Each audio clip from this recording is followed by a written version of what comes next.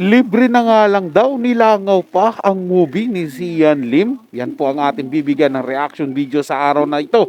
Ako po inyong lingkod, tagapanood TV. Isang mabiyaya at masaganang araw po sa ating lahat.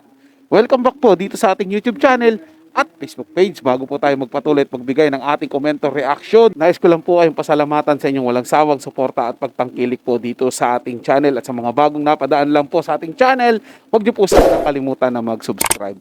Hit ko na rin po notification bell para lagi po kayong updated sa mga bago pang video na ating ilalabas. Share, like, and comment din po kayo mga tagapanood. Atin yung babasahin at pupusuan. Kaya naman simulan na po natin ang ating reaction video sa araw na to mga tagapanood. Let's do this! Na nagamit pa nga si Kim Cho sa promotion. Kasi pinag-uusapan si Kim Cho, wala naman sa movie. Ang nakakalungkot nito, libre na nga yung ticket, hindi pa nila pinanonood. Ayon kay Cindy Miranda Mare ay sana'y wag naman madamay yung movie. Na sana ay bigyan naman ng publiko itong si Sian Lim ng pangalawang pagkakataon. Mga kachika, kahit libre na yung ticket, wala pa rin pumupunta sa sinihan.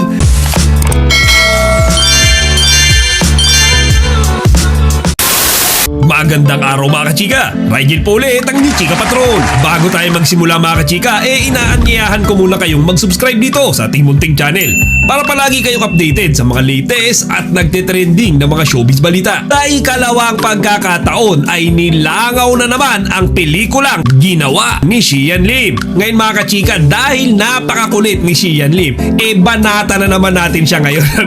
Hindi nalingid sa kaalaman nating lahat na yung unang ginawa niyang pelikula ngayong taon na pinamagatang Playtime, talaga namang nag-flop mga kachika.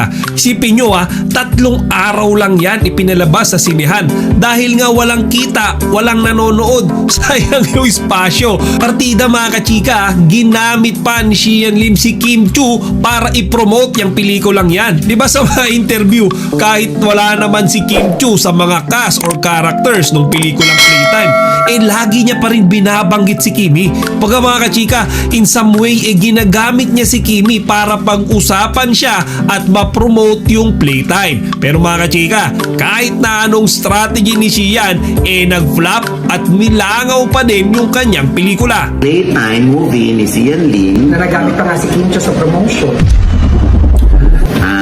na ginagamit. Kasi pinag-uusapan si Kim Cho, wala naman sa movie. Samantalang si Kim Cho, ayaw naman pag-usapan. Kasi ang sabi ni Kim Cho, ayoko na kasi baka manega yung movie. Ito yung Playtime. Pero walang kadala-dala si Sian Lim kachika dahil gumawa na naman siya ng ikalawang pelikula. At this time kasama niya pa yung kanyang current girlfriend na si Iris Lee. Ngayon mga kachika, ito yung nakakatawa. Yung pelikula na yan na pinamagatang Kumantong certified flop na naman mga kachika. Ayon nga sa latest vlog ni OG Diaz, namimigay na lang ng ticket si Sian Lim sa mga audience para mapanood ito. Pero mga kachika, kahit libre na yung ticket, wala pa rin pumupunta sa sinihan. Di ba mga kachika, grabing kamalasan yung nangyayari kay Sian Lim. Na-Playtime din. Sa box office, itong kumanta. Parang kumantong yung basa ko na ibang pelikula ba yan napanood? Ito nga nakakaloka. Alam mo, grabe talaga yung mga netizen. Nagpadala pa man sila ng screenshots ng mga bangko na bakante. Wala pa raw 10 nanonood. Ayun Tapos yung isa, 2 lang yata, 3, ganyan. Flop daw. Kung totoo man po yung balitang ito mga tagapanood na walang nanood, napakalaking napakalaking lugi po nila Sian Lim yan at saka nag-produce nito na si Iris Lee. Kaya nga lang po, ang dami nilang pinapadalang ebidensya ng mga bakanting upuan, yung yung tawag nitong pinapakita sa sinihan kung marami bang tao manonood, parang ganun po 'Di ba? Wala pong mga nanonood talaga mga tagapanood Kaya lang, pwede rin po kasing dayain nyo ganito Hindi sa pinagtatanggol ko si Sian Lim mga tagapanood. Dito lang, realistic po tayo magbigay ng opinion. Sa katotohanan lang po tayo. Kasi yung mga papadala nila, pwedeng hindi pa nag-uumpisa yung movie. Di ba? Pwedeng, kahit ako, mauna ako sa loob, picture ako. Kita mo, wala pa ibang tao, di ba? Pwedeng ganun mga tagapanood kung maniniwala lang ako dyan, kung buong 1 oras, binidyohan mo na ganyan na walang putol, tas wala talagang pumapasok na tao doon ako makukumbinsi na baka nga wala talagang nanood. Pero kung magpipicture ka lang po ng gano'n, tapos, malay mo, yun nga, gaya na sinabi ko, nagpicture ka lang, pagdating mo ron, siyempre, wala pang tao, ikaw na una doon. Parang ang hirap po paniwalaan ng mga tagapanood. Pero gayon pa man, siyempre, dahil marami pong naiinis dito kay Sian Lim, dahil doon sa pagkakahiwalay nila ni Kim Chiu, maniniwala po sila doon sa balitang yon. Di po ba, mga tagapanood? Itong aking opinion, mga tagapanood, base po ito sa aking nakikita o naiisip lang, mga tagapanood. Kasi nga, marami kasi pwedeng dayain mga ganyan. Galit lang tayo sa isang tao, kaya gagawa po tayo ng mga kwento. Pero para yan sa mga sumusuporta kay Sian Lim, siyempre sasabihin po nila, hindi, baka mag-picture din po yan sila na, marami naman kami dito eh. Kasi kung ganun lang na wala pang 50, parang sinabi na nilang walang supporter si Sian Lim. Di ba? Pero may ginawa na ako ng reaction video noong nakaraan, di ba, nung binandera po ni Sian Lim doon sa premiere night nga po ng movie nilang Kumantong, kasama yung girlfriend niya. Ang dami pong tao sa labas. Di ba? Na sumusuporta. Posible naman tao lang sa labas yun na nakaabang sa kanya at hindi yun manunood sa loob. Di ba? Asan yung supporter ni Sian Lim pag nagkagayon? Katulad ng video na yan, di ba? O mga nakatambay sa labas. Di po ba?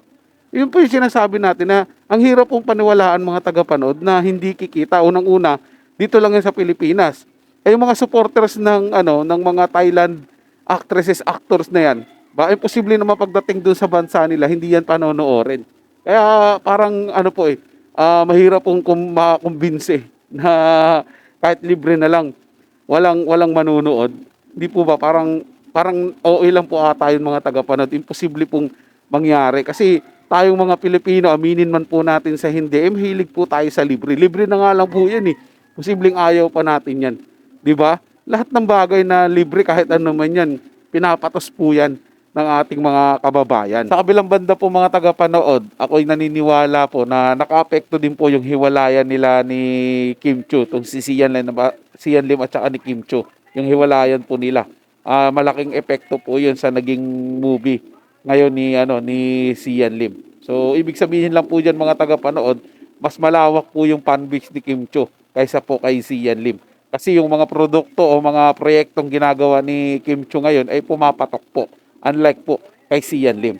So yun lang po mga tagapanood na nagustuhan nyo po yung ating talakayan sa araw na to. At kung kayo bago lang po na napadaan dito sa ating channel, huwag niyo po sanang kalimutan na mag-subscribe.